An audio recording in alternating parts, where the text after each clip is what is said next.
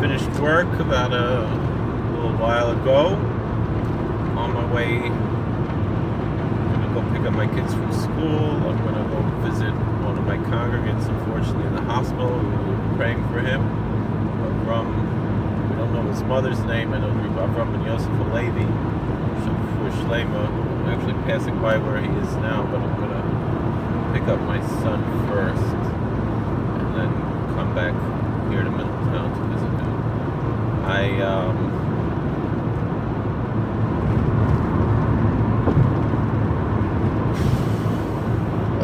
got some stuff on my mind, not sure what I want to talk about exactly.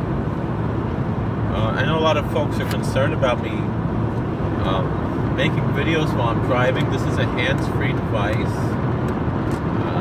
so it's totally legal to use, and I'm not really looking at it. I'm looking at the road. So I don't know.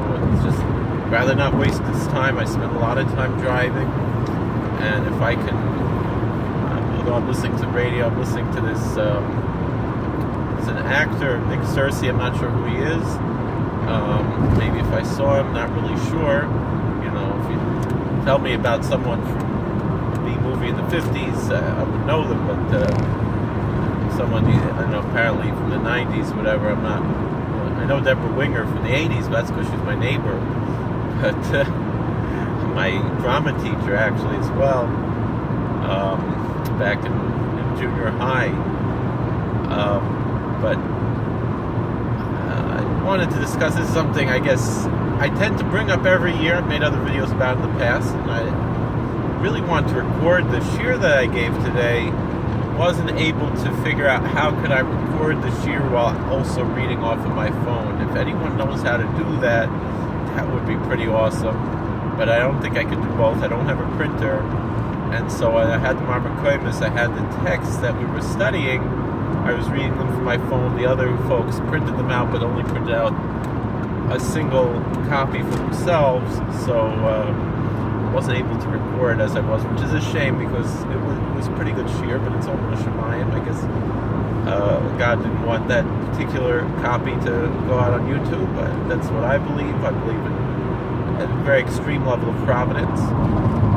That's just part of Hasidism, part of Hasidic philosophy, is God's total providence. And so here I am sharing my faith with you. Whether or not you believe, I can respect that. I can admit that it's not necessarily heresy for a Jew to believe in a different level of providence than the Hasidic tradition ascribes to, as long as you believe.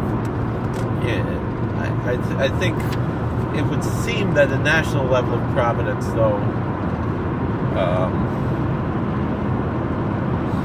is necessary, a necessary Jewish belief, but I think even personal providence, though, we do say, the Ani Mamid, Borei Umanik L'chol Maaseh. So it means everything in totality. So I don't see how it could be justified not to believe in the level of providence that the Baal Shem Tov taught,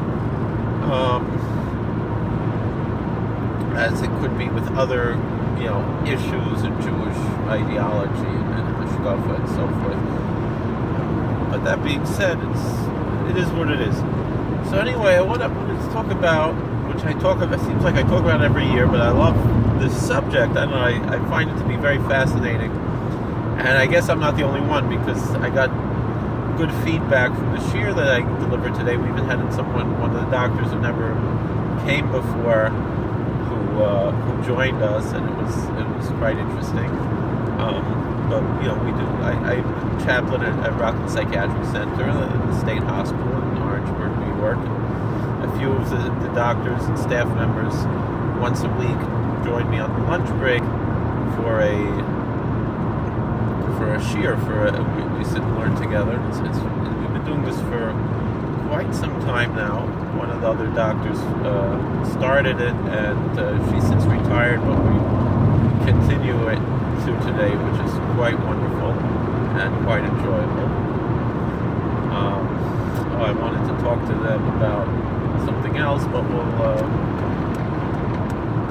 there's job opening in my neighborhood. If anybody is interested, there are jobs available. Looking for for therapists and for a clinical director and other staff. And Rabbi Wallerstein opened up a girls' rehab center with equestrian therapy and other interesting things over here in our neighborhood.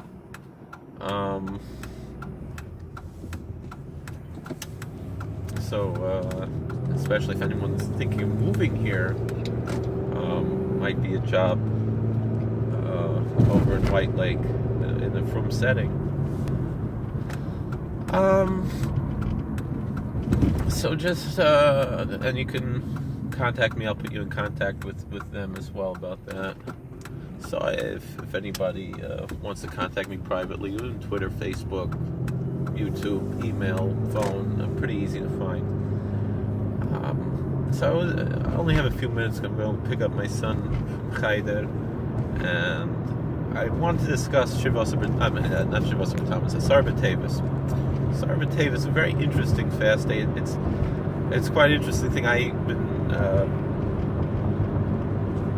for the past year and a half or so, maybe not that long, year and a quarter, I've gone back to an old thing that I did once many years ago when I was in high school and my first year in Bais Medrash in Eretz Yisrael. I decided I'm going to finish through the whole Tanakh. Then the whole Nevi'im Ksuvim, obviously Chumash we finish every year anyway, and which should seem to be something quite elementary to us, and yet it isn't. And it's a simple thing, and I think everybody should set aside time to do this. And it's interesting. I was inspired by one of my rebbeim, Moreno, Rav Yaakov Alevi Siegel, should be well, very tremendous Talmud Chacham, very tremendous person. And I hope I'm zoiche to be one of his Talmidim, and he would describe his Seder Limud every day, his daily devotional studies, basically. And he described that he studies 2 chapters of Nach every day. The way he does it is one chapter of Navi and one chapter of Ksuvim. What I do is I just go straight through, even though his way is probably better. But I also do the Chok L'Yisrael. He says he bases this on the Chok L'Yisrael, but it's not exactly the derech of the Chok. But I'll do the Chok, or at least peruse it for the most part, and then I'll also do additional studies. I try to do at least a blot and a half of Gemara every day, sometimes a little bit more, sometimes I might do 3 or 4 blot in a day, depends on the day, depends how long the blot are. And Tanakh, Mishnayos, I try to do 3 Prakim Mishnayos every day, although I'm behind today. I haven't really gotten started with that yet, although I'll put in some time for that later, Mitzvah Hashem, I hope. Try to finish Shas Mishnayos twice a year. We basically do a Siyum every month. And, the Tzaddikim say that if your learning comes together, it's Torah L'Shma. It shows that your intentions are pure, and I'm not saying that to be arrogant or anything. I'm just I'm trying to encourage other people to follow the same path. So it's interesting how I sometimes will do 2, 3, 4, 5 prakim of Tanakh, and so it's not like a set thing. Sometimes I go ahead, sometimes I do 1 parak, sometimes I do 2, sometimes I do more. I try to average 2 a day and a little bit more. I have a cheshbon what I want to do with it. I'd like to finish Nevi'im by Pesach and then finish Ksuvim by Simchas Torah as I did last year. Also hope to finish Shas Mishnayos again by Pesach, and so then that would be in the Siyum for Siyum Bechoros. But it's interesting how tomorrow I'll be Mirz Hashem, although sometimes my learning gets interrupted, especially since the minhag only to learn Tanakh during the daytime according to Kabbalah.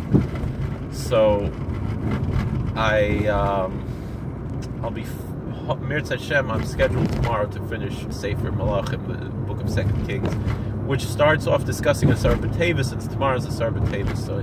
So hopefully it's a Siman Tov, the Torah Lishma, and it should be a good thing. But I discuss quite often Asar B'Tevis, and I gave the shir today about the Septuagint, the Targum Shivim, and Ptolemy.